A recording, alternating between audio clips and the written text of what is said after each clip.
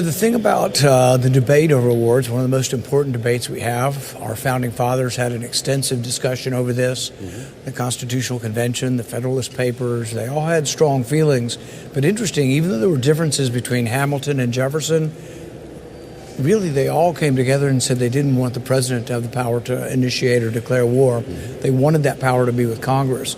So this is a very important, if not the most important congressional debate we have over war powers and over the Constitution.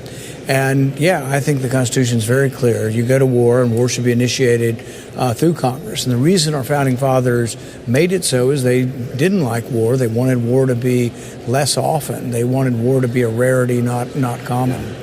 So last week then, in that failed vote, Congress voted to abdicate its duties, its powers over war. The War Powers Act, a lot of people confuse it. They say, oh, it's just a reporting requirement. Yes, right. The president has to report after 60 days.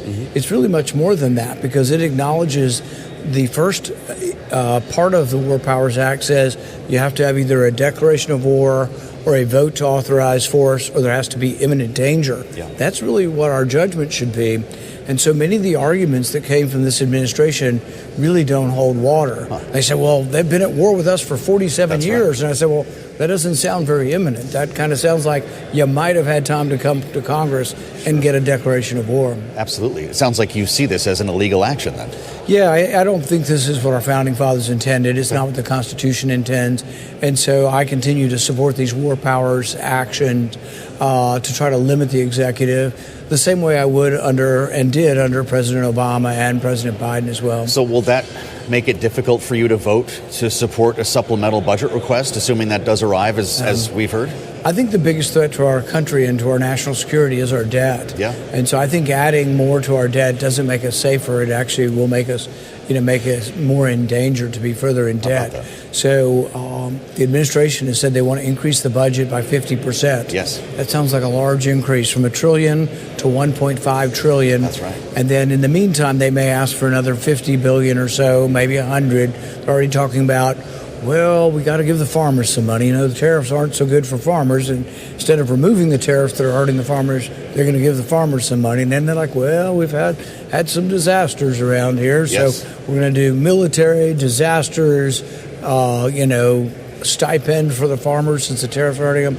It'll be a mess, and it'll be something that anybody who's fiscally conservative will not support. So you're a no regardless of the number, it sounds like. Yeah, because we don't.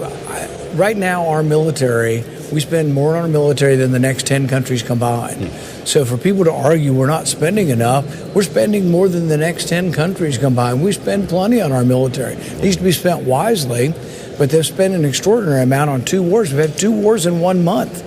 I mean, for goodness sakes, they're talking about another war with Cuba as we speak. Right. So, they cost money. They cost lives, most importantly, but they also cost money. And I'm just not for, I wasn't for the war in Venezuela, I'm not for the war in Iran, and I'm certainly not for a war with Cuba. You're chairman of the Committee on Homeland Security. Are you hearing about domestic terror threats that we need to know about? There's been a great concern about sleeper cells, about lone wolves. Has that threat increased because of this action? I don't have specific knowledge that it has. We have not had any specific briefing to say it has, but I'm not here to argue that it isn't a potential problem. I think anytime you're at war, there is the potential for, terrorist actions. I think we already had, one shooting in Texas that people said was related to the terrorism and to the war. Yeah, some have worried that the fact that DHS, the department, not your committee, is closed right now is making us less safe. Is the ability for DHS to combat domestic terror threats compromised by this closure? Yeah, I don't know how much DHS actually does. I'm Really? one of those people who believes, of course, the FBI has an important task in trying to look for people who are in the country that might harm us. There are aspects of crossing of borders that make a difference. But I'm one of those who after 9/11 thought, gosh, we're just going to create these enormous bureaucracies that cost a lot of money, but don't necessarily make us safer. Interesting. So I would rather the money probably be spent specifically on detailed defenses against terrorism as opposed to a big bloated bureaucracy, which is what the Department of Homeland Security has become. Well, I know that you've got TSA workers who are going to start missing paychecks if they aren't already. I understand that global entry is being reopened, which I thought was an interesting headline this morning, considering the strain on the system. How long can TSA hold up without getting paid? I've been for a reform of this. I think what we should do, if you work for the government and I have a contract and I pay you $80,000 a year, it's a breach of contract. We should just keep paying everybody. The appropriations could be for a lot of other things that are optional, but the employment's not so optional, particularly of like air traffic controllers.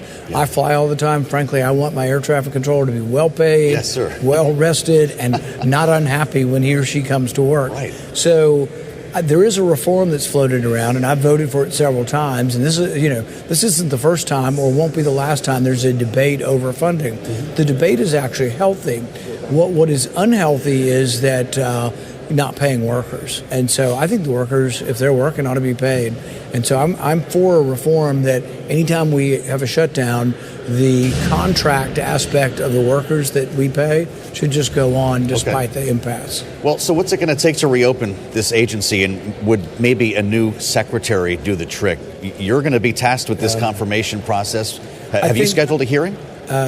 Next week, if all the paperwork's done. There has to be an FBI background check, and there has to be some ethics documents, and the minority party has to have a certain amount of days to look at these. Understood. And these are things we agreed to. If it can all be done, we're going to try to do the hearing and the vote next week.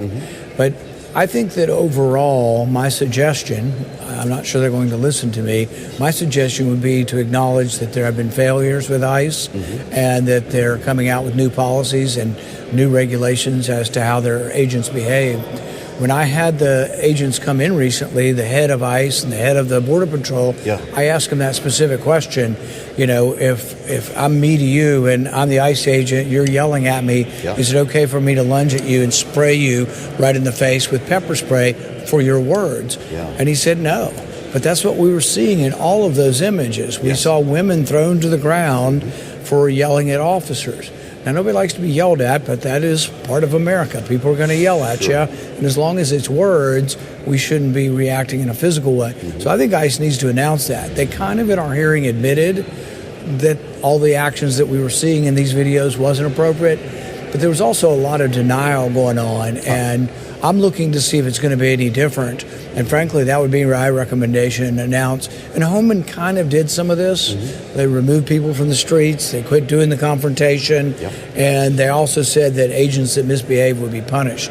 None of that was happening before Tom Homan showed up and gave a little more professionalism to the things that were going on in Minnesota. But you really, since he showed up and removed them from the streets, you haven't seen a whole lot of of footage coming out of Minnesota. Demasking has been a line for most Republicans. Is it for you? I think that there might be a time when a mask might be appropriate if you're on the border and you're dealing, in the thick of battle with cartels. Maybe.